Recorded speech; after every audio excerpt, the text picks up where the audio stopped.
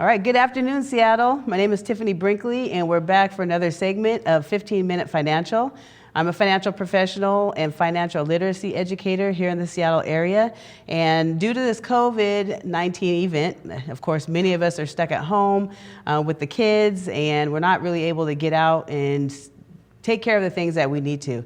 And I wanted to make sure to spend some time to share with you guys information on what's going on in the realms of financial literacy and in the realms of the financial industry. Many of my clients, just like me, probably you as well, are kind of worried about what's going on in the markets, what's going on with the job losses, and I'm just here to tell you that there are some opportunities for you guys to really get yourself in order and consider what's going on in the world. All right, a quick disclaimer. This segment is educational in nature. It's designed to share and encourage dialogue around financial concepts, news, strategies, and tips, often disseminated by various media outlets or taught by industry educators. My goal is simply to provide you a means to uplift your families. Whether you're a professional or a business owner, I'm sure you're seeking to protect your family, health, as well as your wealth, right? Be responsible for your own financial enlightenment, though. Do your own research, stay positive, and keep an open mind. This presentation should not be construed as offering investment, tax, or legal advice. Consult with a trusted and licensed financial professional for proper guidance with your own personal circumstance. With that being said, people get blinded by money, right? You probably have known many people that have had it at some point in their life, but before you knew it, they didn't have it any longer, right? Having money with no sense of guidance is the same as being poor. And I find that to be quite true. As I'm getting out in the community and offering my services, just educating people on the things that I've been learning, I've noticed that many people have never sat down with a financial professional.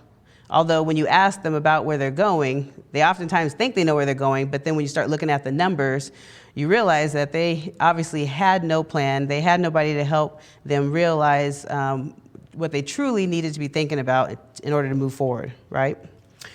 So again, April is Financial Literacy Awareness Month. And in my perspective, coming just from out of Black History Month not too long ago, I'm always thinking about what's really going on within my community, right? So the fight against financial illiteracy for me is really fixing that financial cancer that's going on within my community. I have to ask you guys a question. Have you even talked to a financial professional so far? If you're 25, 30, 35, 40 or older and you're making income, significant income especially, or just, a standard living for you and your family, at some point you're going to want to talk to somebody about how to properly leverage that, right? And then the next question, has anyone come to talk to you, right? One thing I notice is that generally most financial professionals are all really trying to talk to that top 1% of the population, which generally aren't the people in our community, right? What about taking a financial literacy class? Have any of you guys ever sat down to be proactive in learning what you need to know? It's not likely. Again, I know Washington State is one of a handful of states that are starting to offer these classes to the community and in our school systems, but that's not the norm around the country. And how about being prepared for retirement or a simple medical emergency, right? I have to let you know that the median net worth of Black Americans is about $11,000, right? And you might be familiar with a report that came out not too long ago, I think in the last 5 or 6 years, that was talking about the median net worth of Black women being negative $5. Now, the last time our segment aired, I talked a little bit about the state of our Black community and the women in our community being oftentimes the head of the household. Well, if you have a median net worth of negative $5, how do you ever expect us to start building wealth as a community, right? Black families have about $5.04 of net worth for every $100 held by white families. Now that's just crazy, right? That is not putting us in a position to where it's going to be very easy for us to catch up anytime soon, especially if you understand how money is leveraged and grown in most of the communities that understand how to do it properly, right? The image here to the right just talks about in the Seattle area, we were ranked near the top for net worth, right? So many of us are living in a city that we can't afford to live in, not making the money that it's going to require for us to just simply take care of our families. What are you going to do to change that for yourselves? Okay, really think about that. At the end of the day, the money that you make is just simply a reflection of the energy that you're able to control. and create for yourself, okay? So if you're manifesting your future with that energy, it's really up to you to determine how that's going to be directed, not anybody else. Well, at least I'd hope so, right? Now, when you're looking at building wealth for yourself, especially if you look at the traditional retirement model, which is really broken, your parents, your grandparents, and likely your great-grandparents, at least those that were able to, put their boots on and pull their bootstraps up, as they say, they probably had Social Security and a company pension plan available to them. Well, for us, is Social Security likely to be around?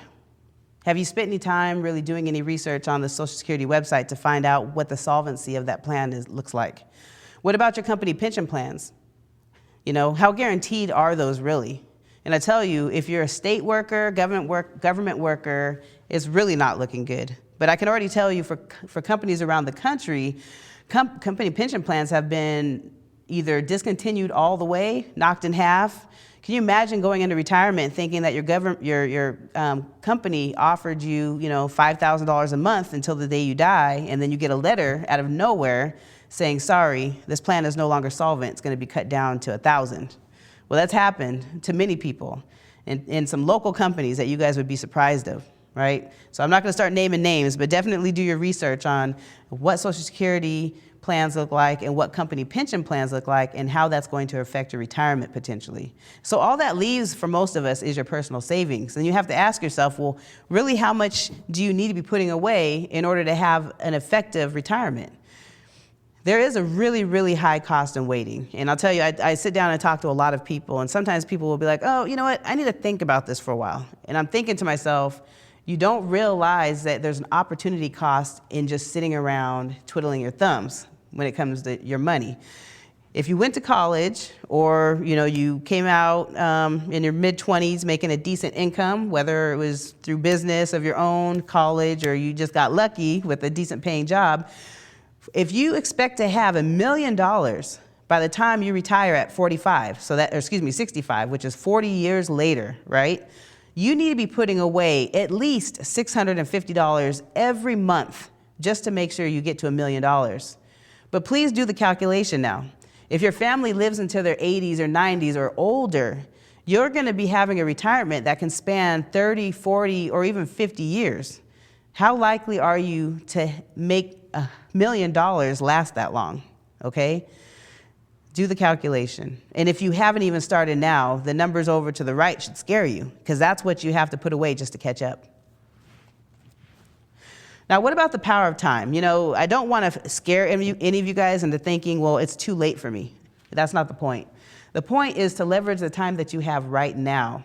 The power of time. If you were 30 years old and you were putting away a certain amount, or you were 40 years old and you were putting away a certain amount, there's just a 10-year difference between the two. Even with that principal that they put away, the age that they stopped investing, it's all just 10 years. But you can see that the total accumulation between the two gentlemen here in this instance, there's $78,000 more that was accumulated with the person that started earlier.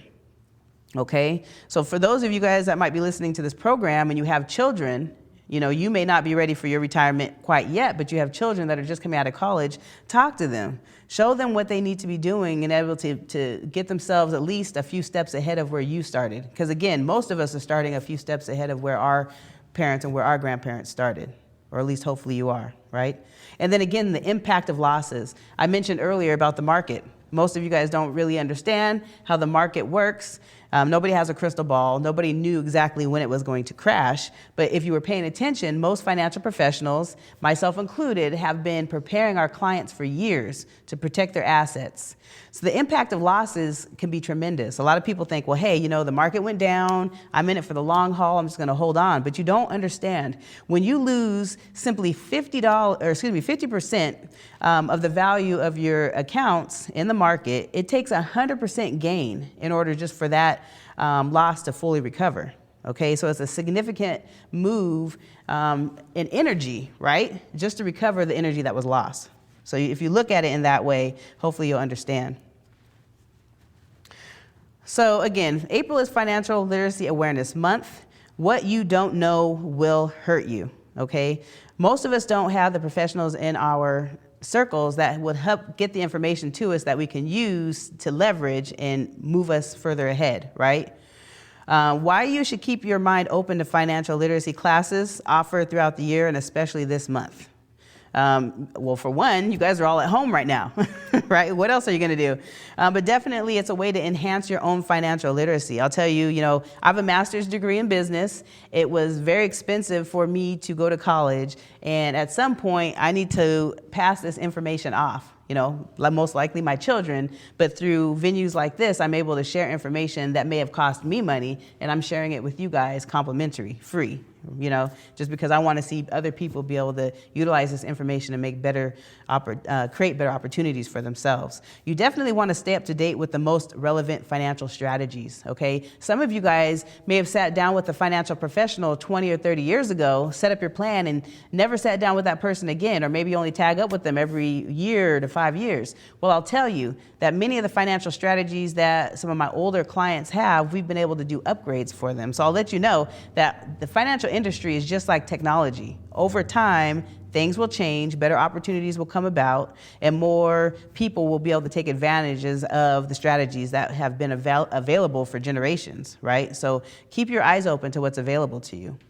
You definitely also want to attend classes, whether it's online or in person, when that time comes again, because you'll definitely have the opportunity to connect with other wealth mindset type individuals, right? They always say that your net worth or your network is your net worth, right? You probably have heard that before, and it's so true. You always want to surround yourself with people that know more than you do. And then also, have you even taken the chance to talk to a financial professional? You've got to be proactive. There are many free financial professionals out there, people that will give you complimentary planning services and consultations. I'm one of those people. You definitely want to leverage their time and leverage time in and of itself to your advantage. And then lastly, establish a sound financial strategy before opportunities vanish. I'll tell you guys right now, people think, oh, I was taught about how to do X, Y, Z. I will do X, Y, Z when I'm ready. Well, some of the strategies that I implement for my clients are based on tax code.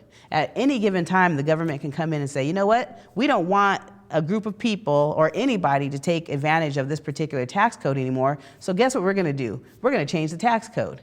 So you definitely need to be listening to the people that are trying to offer you advice and take immediate action. Don't sit there and wait around because, again, time is power. So, again, thank you for joining me for this this recent segment of 15-Minute Financial. Hopefully you've taken away some information that you'll be able to implement or think about for you and your family to make some better choices as you move down your financial journey. Have a great day.